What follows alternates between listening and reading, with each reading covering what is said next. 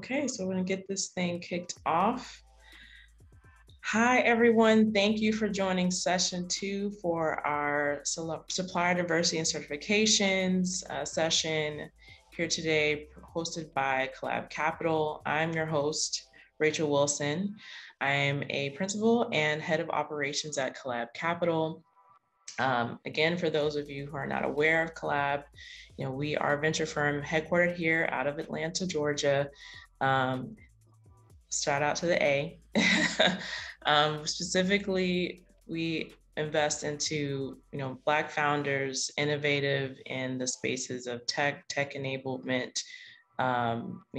We are sector agnostic, but looking for those founders who just have an innovative approach to different business aspects that surround health, learning, ed tech to fintech, the gig economy, you name it, just because those are sectors that we feel are going to make a huge difference in the way that we work, live, and play, how we take care of ourselves, and that definitely affects the communities that we want to serve as well.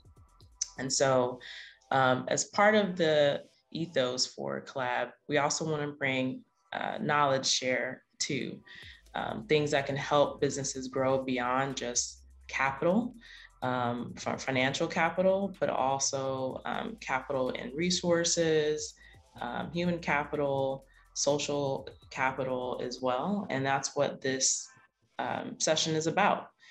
Last week, we were joined by Sid Johnson, who comes from the procurement space and has plenty of experience in the buyer side and how folks look at how to engage newly certified to those who've been certified on the supplier diversity space. We also talked about just how to assess, what are the different agencies out there for certification as well, and some things that you need to help you help the buyers to do business with you.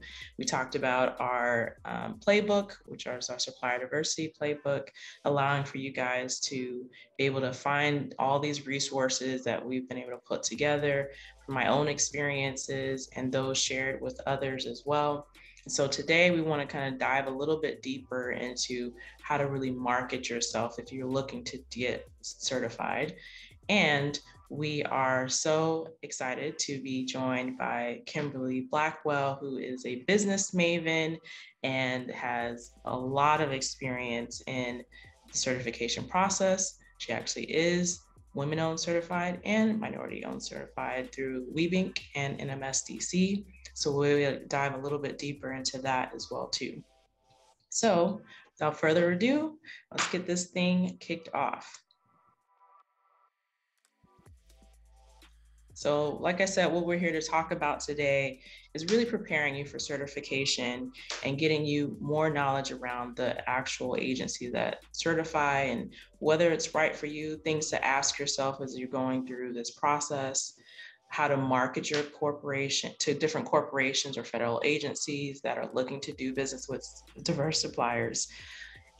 Our special speaker for today, Kimberly Blackwell, and her experience in this field. And then just some marketing and preparation resources as well too. Last session, we also had a little bit of homework. So, really this is not necessarily homework, but I have some amazing, really good tips, especially for people who are trying to find advocates that are seeking and want to do business or support founders of color specifically, and especially Black founders.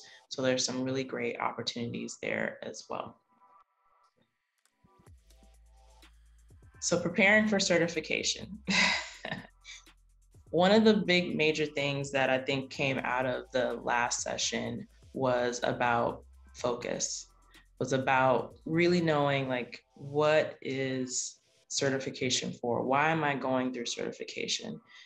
And is it a good fit for my business? Because this really is a tool. It is not the only source of being able to do business with corporations or federal agencies. They do businesses with large companies to small businesses, and you don't have to be certified. Now, you might need to register with them in some way, but it doesn't mean that you have to be a certified minority business in order to do business with them and provide services or products. It is just another avenue, another leg up to give you a differentiator as you're looking to do business with these agencies or corporations.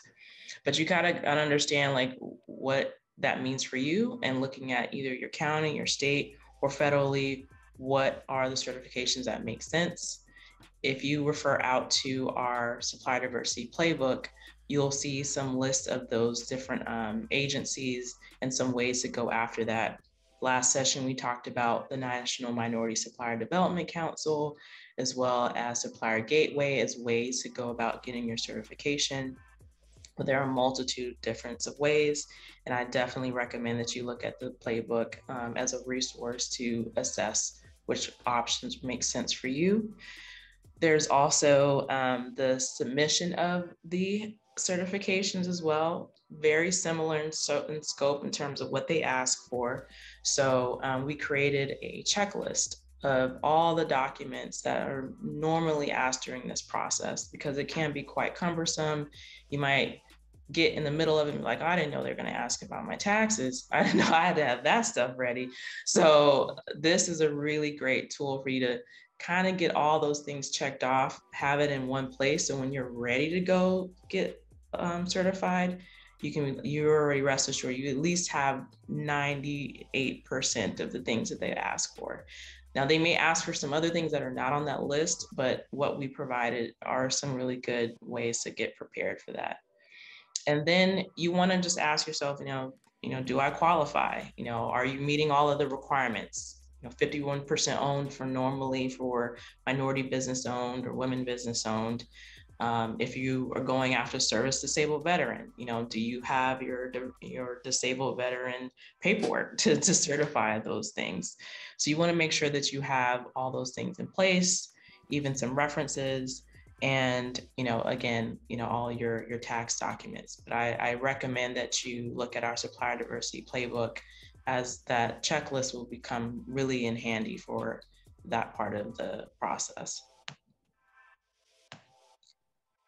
So marketing, corporations, and federal agencies. So there's a lot of ways to go about doing this, but I want to highlight a few and then also kind of show you guys some things that might be helpful as well.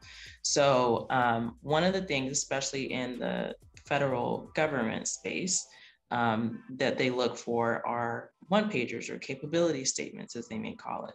This is a way for you to kind of put it all in one place, the specifics of what they're looking for about what you sell in terms of a service or a product. They'll also ask for what we talked about last week, which is your North American Industry Classification code, your NAICS, because then it helps their buyers assess what makes sense in terms of sending you different RFPs, requests for proposals, or asking you to submit quotes for requests for quote. Potentially sending you any potential business that might be coming in the future, or even matchmaking opportunities. So having these capability statements, even if you're not certified, is really helpful. I just know on the venture side, the decks are great. Definitely is a great tool for us assessing, which businesses we need to invest into. But having all that in one spot, which kind of highlights all the great things about your business, is really helpful into quickly making decisions. So a capability statement is really helpful. There are other things that different agencies provide as well, matchmaking services, and they have industry groups. And let's say that you are an agency that a company that provides IT services. There might be an industry group that they can align you to once you get certified, with other people who've been through the process, other people who trying to understand how to get through the process, or a coalition of folks that's saying like, hey, how can I do this in a way where we can all come together and work on a particular project as one. So having access to those industry groups can be really helpful. They then also can do matchmaking opportunities too.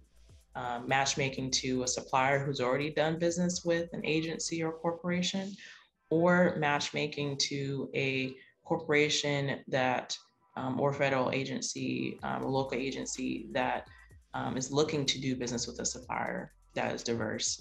And so that's kind of like your mentor to help you get prepared. Sid talked about this a little bit as well too, which was really helpful. That his, companies that he's worked for in the past would have a supplier diversity like development lead, and they would help these companies get prepared for doing business with them. And that's the kind of stuff that they may do. But as you're doing that, you want to have a focus, meaning that you don't want to, as Sid say, put yourself to step on any landmines, meaning you could try to say you do all these different things, and because you are not focused enough, then you could miss out on opportunities. You might also set yourself up for failure because you're saying you do so many of these different things, and the agency might then hold you accountable for something that you may not necessarily be ready for. Or they might pass you along because they're like, oh, well, we really need someone who really does A very, very well. This person does too many things. And so it's not helping them to understand where to best place you. And for a lot of people who get asked and are, bombarded or getting lots of vendors to come after them, the easier you can make their job, the better. And then you're going to be that person that they're going to go to because you made it easy for them to do business with you. So I want to show you guys a little bit about some of these capability statement, but I know I had mentioned NAICS code. So like I said, these are North American industry classification codes used to help you find your business.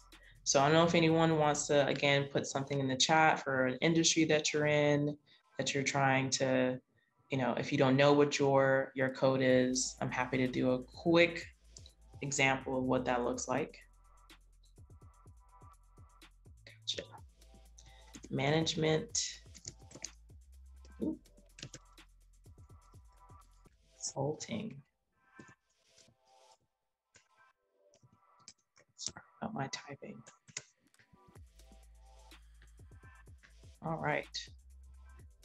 So see all these codes that pop up that potentially could relate to management consulting. So you want to dig deeper and go into each of these just to make sure that these are ones that fit your business or service.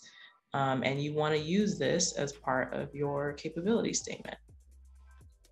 So in the supplier diversity playbook that we gave you guys, we provided access to this capability statement template. And so this is an example of not as an aesthetically pleasing one, but it gives you an idea of like what should be all in the capability statement. You want something that, describes what this document is, putting your logo, your contact information, and then you want to get right into like your core competencies. And basically what those are just describing what it is that you do, how you do it, and where you do it. And so listing that in a bullet point form or in short, to the point statements really makes it clear as to what you do.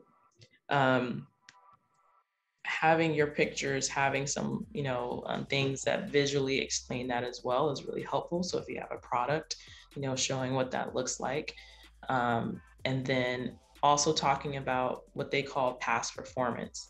So basically like a reference in a sense. Hey, here's someone who does, here's someone who's worked with me before in the past, what this is helpful to do.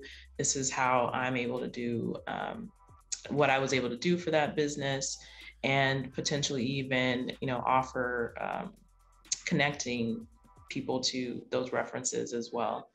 And then, what's your value add? What makes you different than other businesses that are out there? So you want to be able to put all that information into here as well. Any other company data that can really highlight and describe what you feel makes you different and talks about your services or product offering is really helpful too. And then going back to the things that help the buyers, having your DUNS, what other, supplier diversity certifications you have.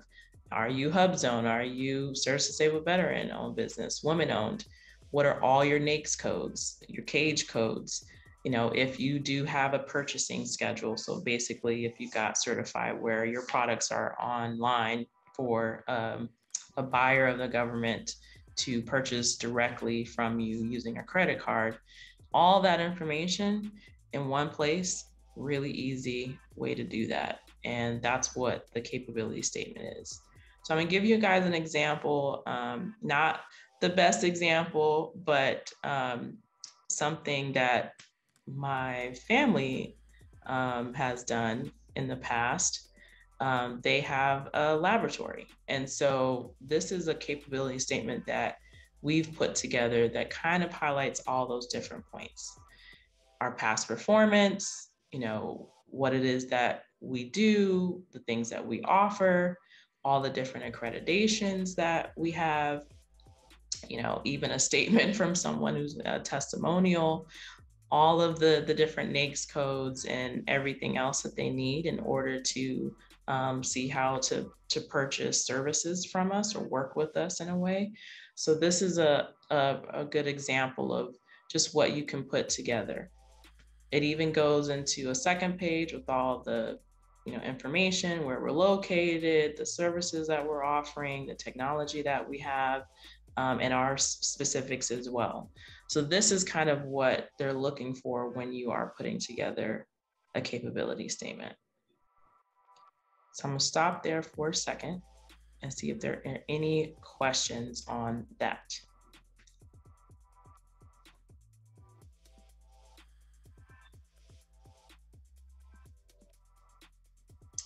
Okay, if no questions, then I'll go on to the next slide.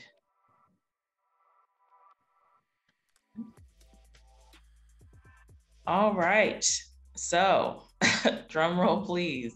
Without further ado, I want to introduce our amazing speaker and guest host for today, Kimberly Blackwell.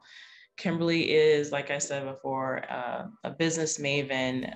She's been able to do so many different things as a diverse supplier. She is the CEO of PMM Agency, which is a marketing advertising agency that has worked with tons of Fortune 500 companies. She's even advised the SBA, the White House, Congress on all things relating to being a diverse business, being a small business or medium-sized business, or just working in general with the federal government and even corporations. So I know she's going to be able to provide you guys with a lot of really great insights as to how she got her certification, how she's using her certification, and just some of the learnings that she's had along that journey along the way. So without further ado, I want to bring you guys Miss Kimberly Blackwell. Hi, Kimberly. Hey there. Happy to be here. Thank you for joining us. Like I said, you have an amazing background, then been able to actually get certified as a women-owned and minority-owned business. And so we have a few questions for you, and I also open it up to the audience as well. But we'd love to kind of get, your sense at a high level of, why you decided to get certified. And how did you decide which certifications to apply for? Great. Again, thank you, Rachel. And thank you all for taking time out of your day to join. Just want to make and drop as many gems as I can, but again, invite as much dialogue and questions. It just makes it better. Somebody else probably has your question. I'm going to share my journey and my truths and hopefully help you along the way. So just a little bit by way of background, started my business out of a 600 square foot apartment in Columbus, Ohio.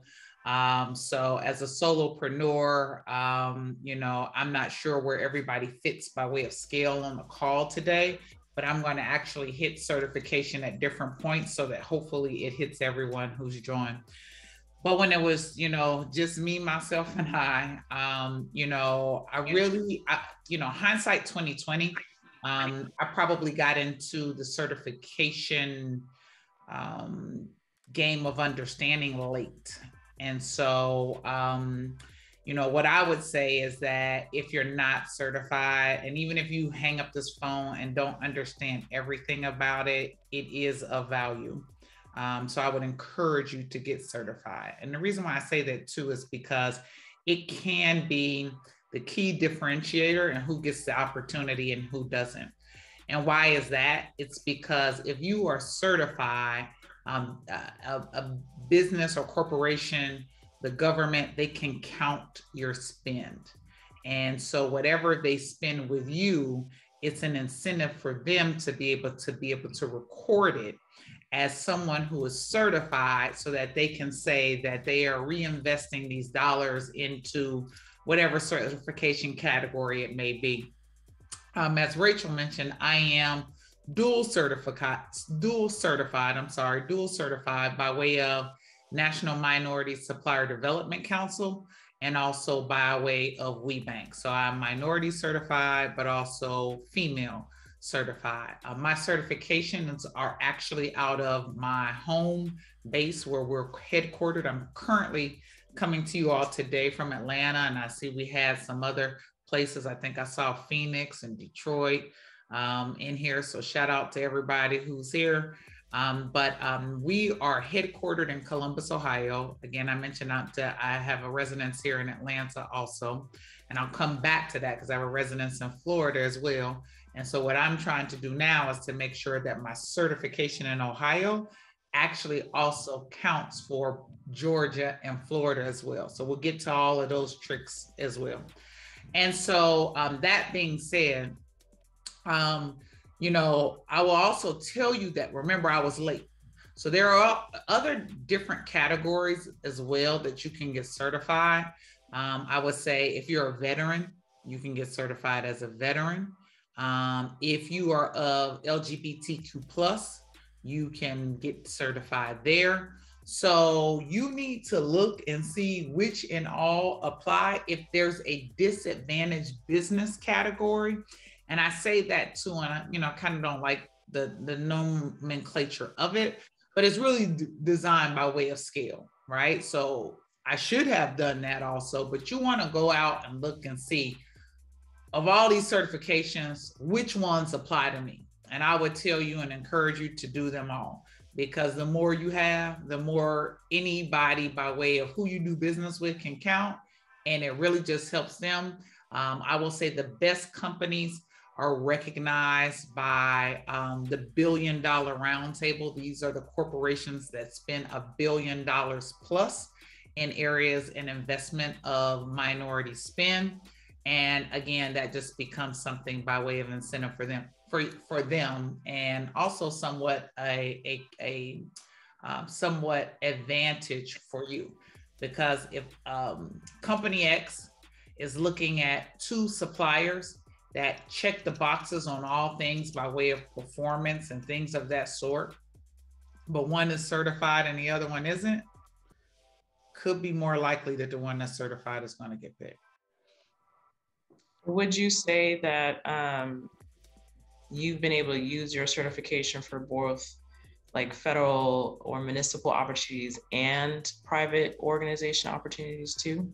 Yeah, what I would tell you is that PMM, we primarily are in the space of private, but yes, we also do business with the state and the city of Columbus. So the state of Ohio, I've had contracts with tourism. I've had contracts with the education agency as well. For the city of Columbus, we produce and build their Mayor Small Business Conference.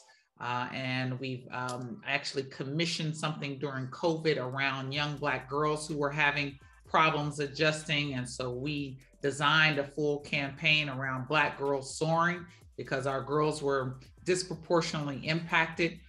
So yes, I have been able to. I will tell you that the big nut to crack is federal.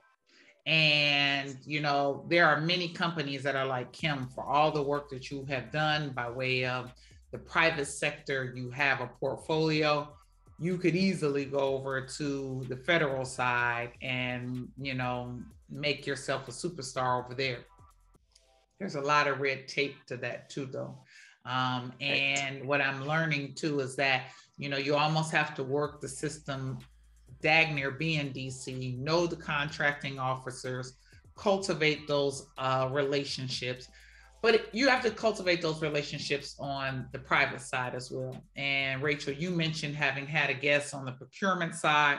So everyone who deals by way of supply chain, procurement officers, supplier diversity officers, but in most cases, in my situation, not all, because those are very much two key advocates in supply chain procurement and supplier diversity. My business has come through the business. And what do I mean by that? Most times I'm getting the business through the chief marketing officer or someone on that team. And then somewhat maybe being connected to then those folks to where they know, you know, I got a call 2 weeks ago, Nike is wanting to do some business with us. So the business person immediately connected me to the supplier diversity people. They wanted to go through the process of getting registered as a supplier. And a lot of times you have to go through that, and it's checking a lot of boxes.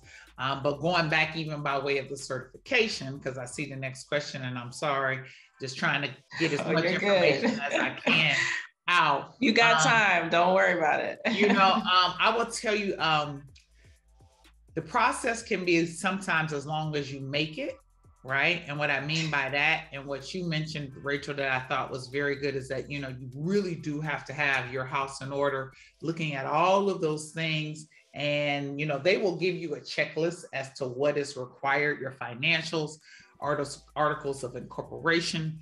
There's going to be things by way of your staffing and personnel, you know, all types of things. The fact that you are actually a minority, like, you know, and what's interesting is that, you know, I had to go to my parents, and my parents are like, they don't give up their information. They're not just trying to turn over birth certificates. They old school. They're like, what do they need that for? You know? Exactly. But, you know, you'd be surprised at the number of companies to where folks are representing themselves as minority owned and operated and are not. For me, I got certified. I don't even know how long it was, but I was telling Rachel before, some of you may have joined and you may have overheard, I literally just went through the recertification process, because once you're certified, you have to recertify. Even with that, if you recertify in the time frame that you're supposed to, it's easy. Right. Okay, so this is where, you know, I'm cracked vessel. I did let one of them slip to where I hadn't. So I had to go through the process all over again, and I would not recommend it. Rachel also mentioned, like, how do you get it done? You can do it yourself. I will tell you, my world is crazy. I have other people who manage that process for me. They tell me what, you know, actually my accounting team does ours. Because they have pretty much everything already there. I have an outside firm that does my accounting, that works with my tax firm. But I don't want you to think that, oh, I can't, you know, pay for all that. I don't have, you can do it yourself. It's just tedious. You can. It's not hard, but it's tedious. Exactly. And so I know you talked already about, like, you know, how long the process is, but when you think about what you mentioned earlier, which was the spend. So, you know, did you see that because you got certified, it made it a lot easier for folks within, you know, the private organizations to be really clear about how they were spending that those dollars? Because I've also found it somewhat challenging sometimes to get the information on what they're spending on, and what types of companies are getting that money, because sometimes it might be going to people who are always getting the business. So how do you actually see are like we like real talking today? Like, are we real talking? Okay. Okay. I'm gonna tell you a few things. So I will tell you a few things.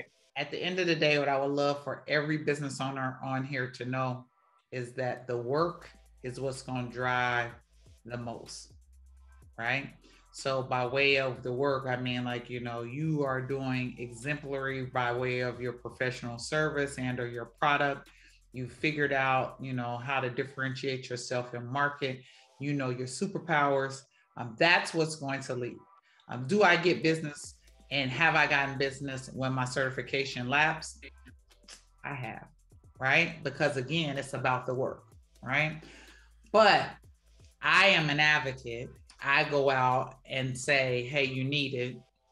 So who am I to go out and not have it? So I have re-engaged, and it really does make a difference. So don't leave this call thinking I'm saying you don't need it. As I started the call, go get it. But has it prevented me from getting business? I don't really know, but I wouldn't want to take the chance, right? But going back to your question, Rachel, I think, so it's like we do a lot of surveys and helping companies to be recognized and market, great place to work, X, Y, and Z. And so they are very proprietary. They treat that information as somewhat proprietary. So some folks will give it up, some folks won't, right? What you also find is that some folks who are recognized for their great investment, they're spending it like in one category, so it might be in tech. It may be that the IT firm has 80% of the spend, so it's kind of hard to say. But I will say since 2020, folks are getting a little bit more focused, as they should have been prior, and what their spend and investment, collaboration, and inclusive kind of supply chain. And we at leadership are asking a lot more questions, and, kind of forcing people to not necessarily give up all the deets, but enough to where they know that we're watching, right? So, what I would say too, just by way of best practice, is that I tend to go to, so I mentioned my national certifications, but I also mentioned I'm certified in OMSDC, right? So the folks at OMSDC, they know me. So make sure that where you're being certified, the council knows you, the business community knows you, go to their events, participate in the cross share of information and webinars and things like these. Because I also say when I'm speaking, your network can determine your net worth. It can also present by way of opportunity, where and how somebody finds out about your product and or service. What I would also say too is we've been talking about kind of the government agencies. We've been talking about the private sector. Don't forget about nonprofits. They do business. That's true. Yeah. And so there's tremendous opportunity as well. And nonprofits have dollars to spend also, and they need external partners and outsourcing and sourcing of products to get work done. So by going to events, there are oftentimes expos that are done. NMSDC does an annual conference, as does WeBank, as do the others. If you have the resources, make the investment, walk the trade show floor, introduce yourself. But one thing that Rachel showed earlier in the sense of the capability statement, is you have to get a really tight elevator pitch now as to what is it that makes you different. And I often will talk about what I say is my 4Ds. One is around diversifying. And as you mentioned, the NAICS codes, Really think clearly, go through that and see what is it that you do well. Don't fill out all the codes, right? You want to be very specific in what you do well, right? And diversifying by way of presentation and market. You also want to differentiate yourself in the sense of how you do it better than others. And then also too, when I think about disruption, what it is that you're doing to disrupt the marketplace by transformation and how you go to market. And last but not least is one of the most important ones is that, you got the last D, and that's dial for dollars. You have to be prepared to pick up the phone, to shoot the email, to, go to the expo, and nobody's going to sell your business better than you are. You can have a development team, you can have folks in a sales division. It could just be you, but again, it's going to be about you and leading and driving the tone and tenor around what it is that makes or is going to have someone to look at you as a preferred partner. That is great information. It was so very true. Focus, focus, focus. Again, these people have a lot of people coming at them. So the better you can make, the easier you make it for them, I'm telling you, it's a huge positive. So you shared a little bit about, like how you've been able to get, some best use from it because you were really stellar on like, okay, this is the agency that makes most sense for me, or because I want to go after nonprofits, or because I want to go into these, really consumer-led organizations. Can you share any success stories and challenges that you've had with your certification as well? How do you get this picture, girl? Okay. So what I would say is, a few things. So one thing I missed is that when you get certified too, and I mentioned that I'm certified through NMSDC. You also want to go to those state agencies, local, city, state, and oftentimes once you go county as well, once you get certified by like one of the big houses, then it's a lot easier even in the process. So if I want to go get certified with the city of Atlanta, I can say I'm certified through NMSDC WeBank. It's going to help a lot more, right? Because they know I've been vetted, and they know that when you get certified by one of the big houses, like I say, you're opening up a lot, right? So go ahead and get certified by those agencies, because the other business opportunities are going to come through RFPs. And once you're in systems, you're going to then be exposed to the business opportunities that the city or the state may have for, you to consider and then respond to the RFP if it should fit your qualifications. For me, the challenges, if I have to take accountability also, is just me being focused. I'm moving 1,000 miles per hour. And even way back when, in the start of my journey, I'm 22 years in now, you have other priorities. You're trying to, eat what you kill. You're trying to do the work. So you do need to get focused on it. And like I say, it's not hard, but you do need to drive some focus by way of attention to it. So, the other thing is, it depends too, if I'm being real talk, on the council that's certifying you. Is their house in order? Because sometimes you can go down the list and have everything in order and then run into the wrong council. And, that has been my experience. And, I looked, and if you should, run into that, I'm just going to give you some free game. Like I went, I looked, I was like, who on that daggone board? I know somebody on this board. It should not take this long. Right? This long, right. I went and found them, some folks I knew. Hey, I'm Black. I'm Black. You know my business. Why is it taking so long for me? And folks came into the rescue. But, again, sometimes folks are short-staffed, so I want to be fair to the councils. And so in understanding it, but you asked me a question on stories and challenges, and I'm just telling you my truth, right? So, but what I would say is that don't give up. stay the course, and really look to see if there may be others, because that can help you, you know, figure it out, because it is definitely something that you want to get across the finish. Oh yeah, for sure. I mean, relationships matter as with anything, but definitely in supplier diversity. So whatever agency you decide to go to, you got to make sure you understand who's on first and second. Get involved. Who on first, second, and third? Who's the coach? Who owns the team? You want to know all of that. Okay? Exactly. But I will say this, it's not, that was a unique and isolated experience for me.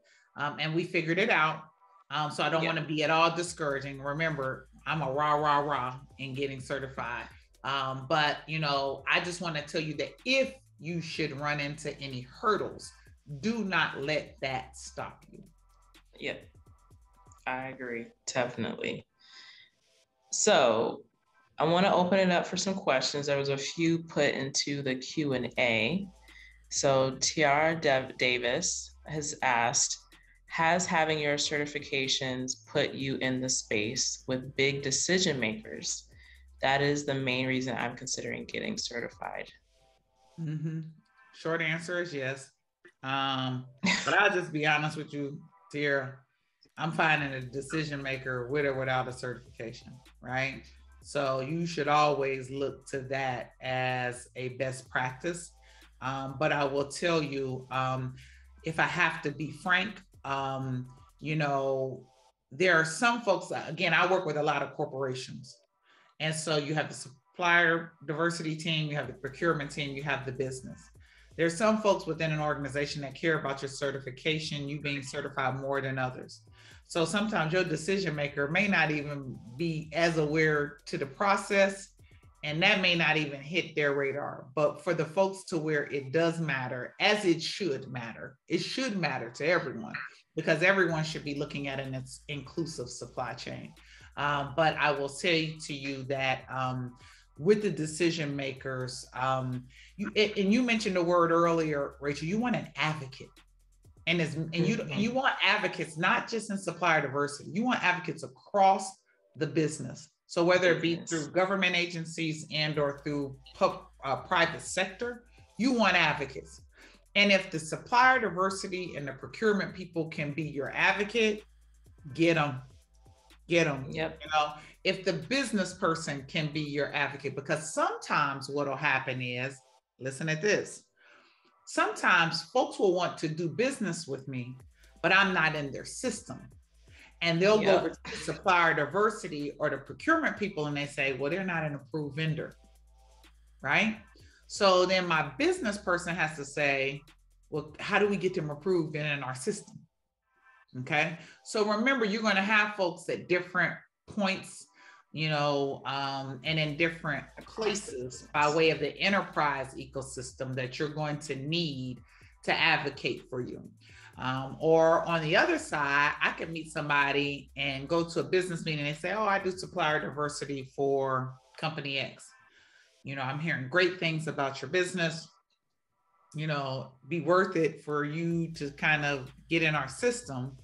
Then they become the advocate, because then you're going to fill out a profile. You're going to have it, because a lot of times now you're going to fill out a profile. You're going to need that capability statement again. You're going to need some other things by way of the codes and the industries, et cetera.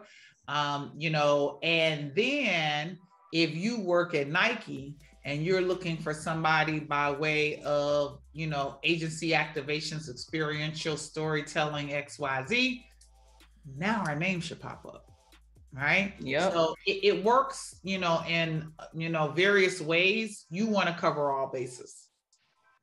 Would you say that it's been helpful too, because like if you partner with someone who's already received business from any of those agencies? Yeah. So you brought up something else. So that's a whole other strategy too. So two different ways in the point in which you just mentioned. You know, I love your comment about who owns the wallet, right?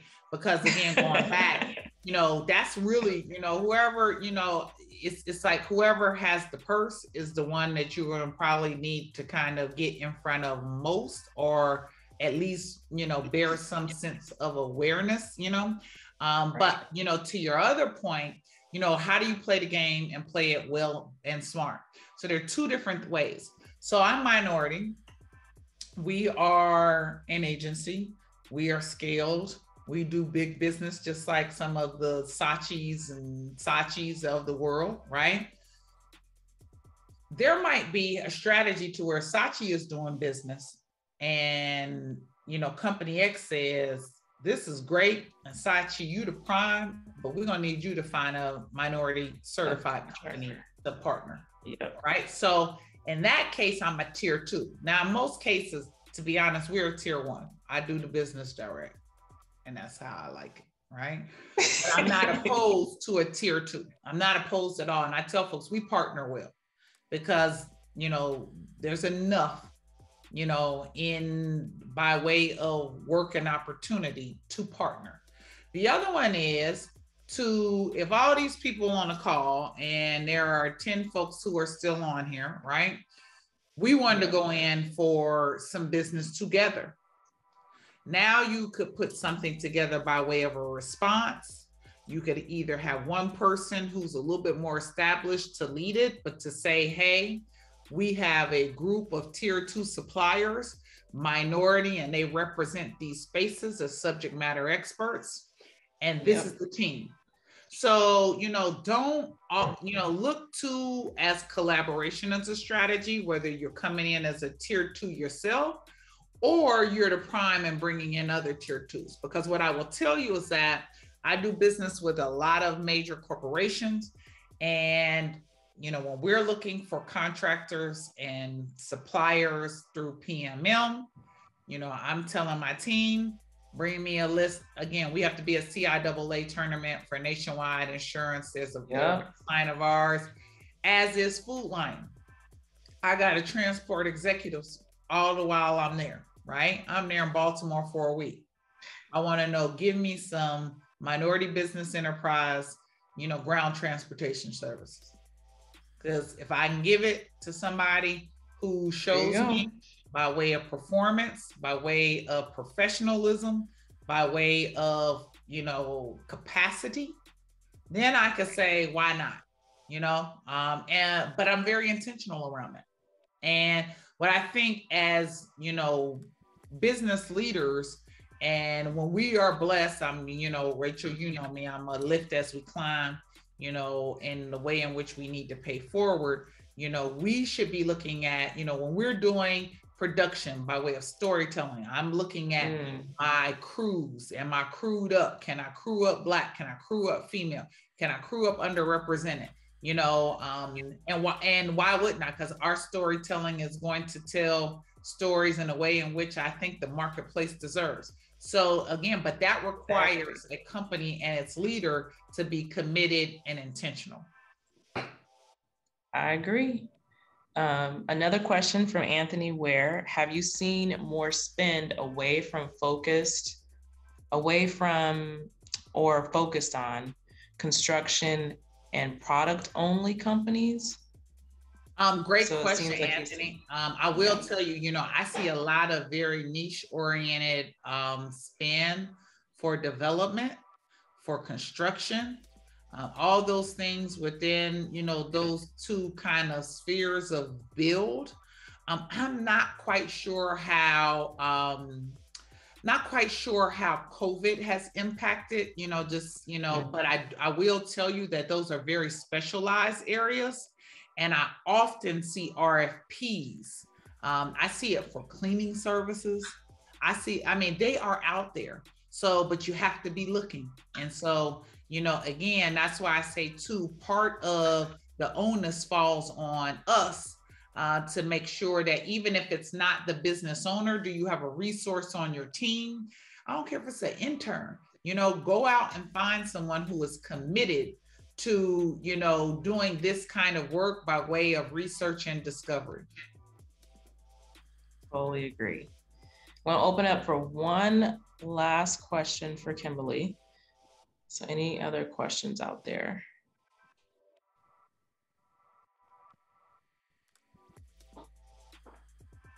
Somebody got one for me.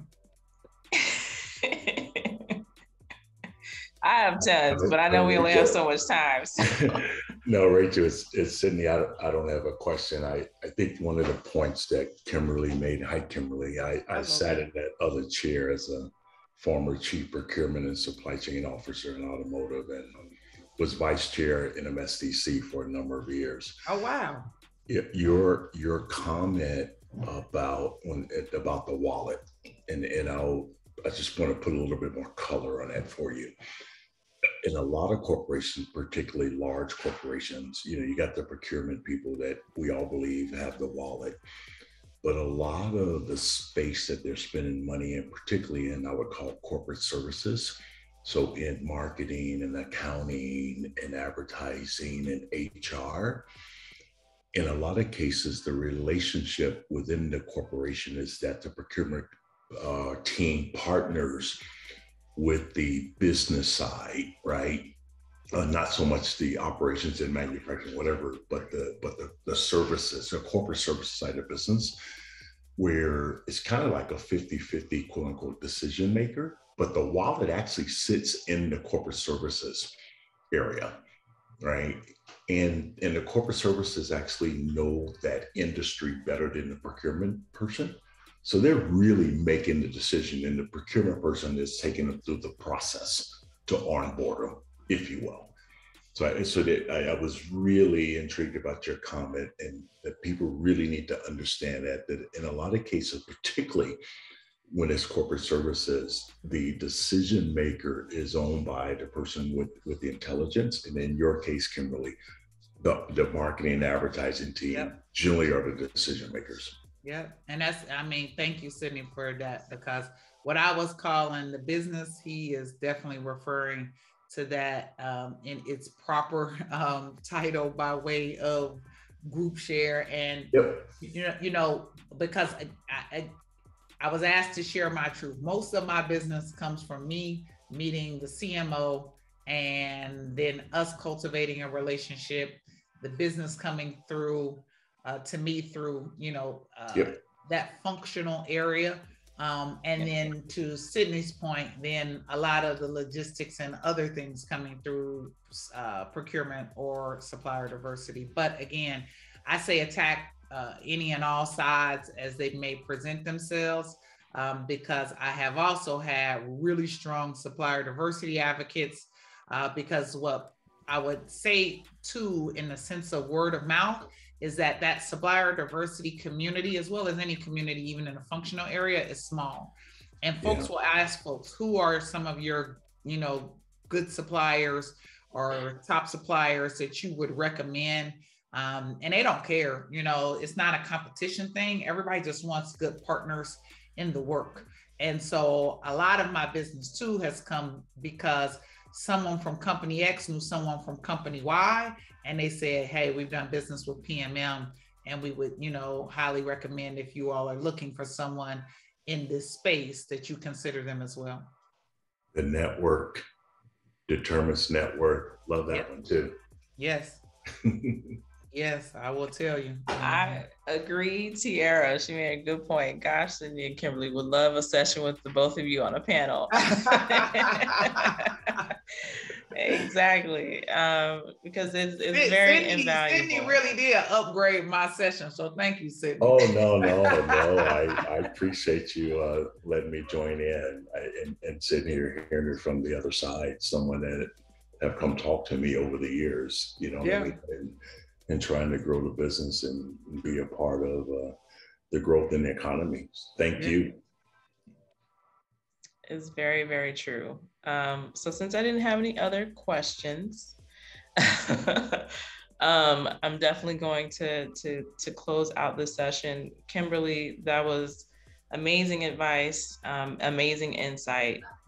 You dropped some gems that I definitely suggest people to go back and listen to and do your homework. But there's just, so many different ways to go about doing supplier diversity, and but the intention is, to do it. It definitely is a tool to be able to give you a leg up versus, going in solo dolo. So Thank you so much for your time and your genius and sharing that with all the team, all the audience here.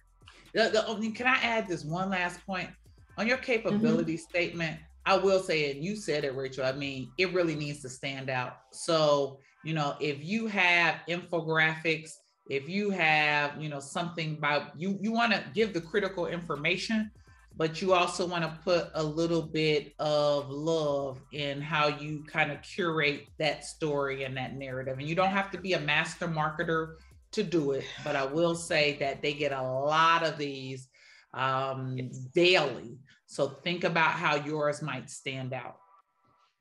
Yes, exactly. Get some good eyes on it, even if it's a Fiverr person or something, or intern. But don't make it too wordy.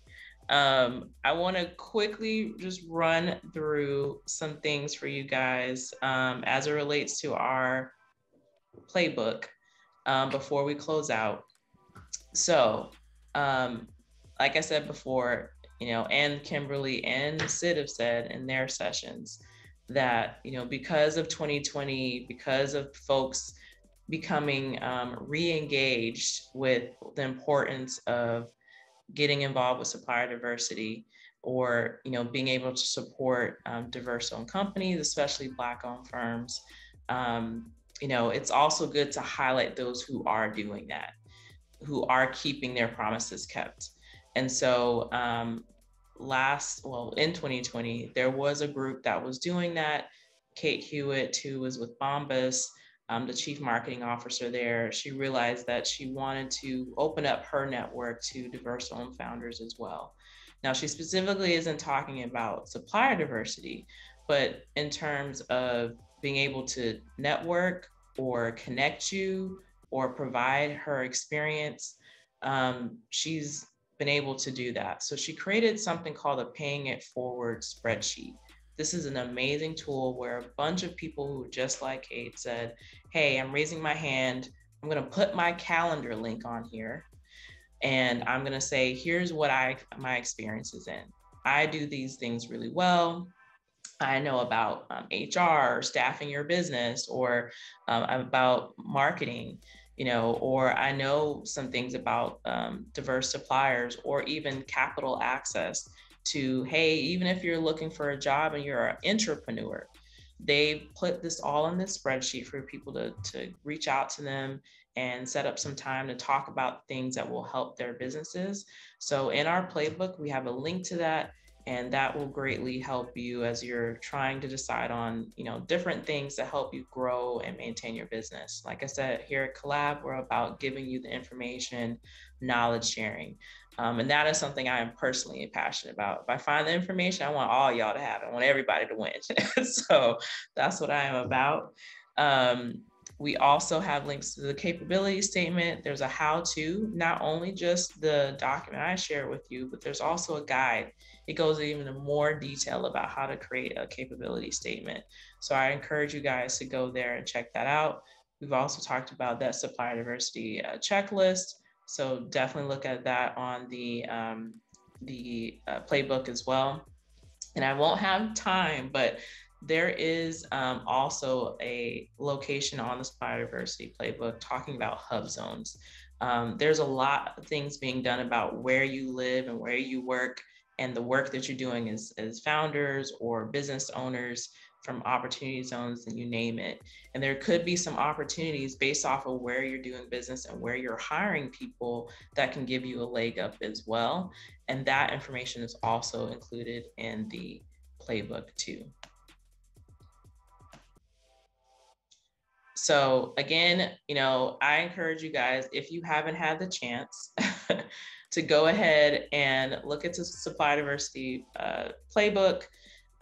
If you actually create a capability statement, share it with me. You know, I don't know if Sid and Kimberly would be willing to do that too. But if you guys will be, if you want someone to take a look at it, please share it with me and be happy to take a look, give you some pointers, things that might help you as you're, you know, thinking about getting certification as well. We'll put, you know, our information in for you guys to reach out to us in the chat. but look out for that. And so I'm happy to look at those things and give you my own point of view on those aspects or those marketing materials too. We'll be putting these sessions out on YouTube, so you can go back if you weren't able to join live or if you had to jump, so you can get all this great information, all these gems shared by Sydney and by Kimberly as well. And we'll be doing more of these things with Collab to share resources, and as Kimberly so eloquently said, knowledge share. So thank you guys for joining. Appreciate you, taking the time to work on your businesses and get the information, because that's really what it's all about, is just trying to get it to you so it can make things easier so you can go get the bag. That's what we're trying to do. You're the bag. So so I will close it out. Thank you, Kimberly. Thank you, Sid, for all of your knowledge and sharing. And hopefully see you guys around the way with more information from Collab Capital. All right. Thanks, everyone. Bye.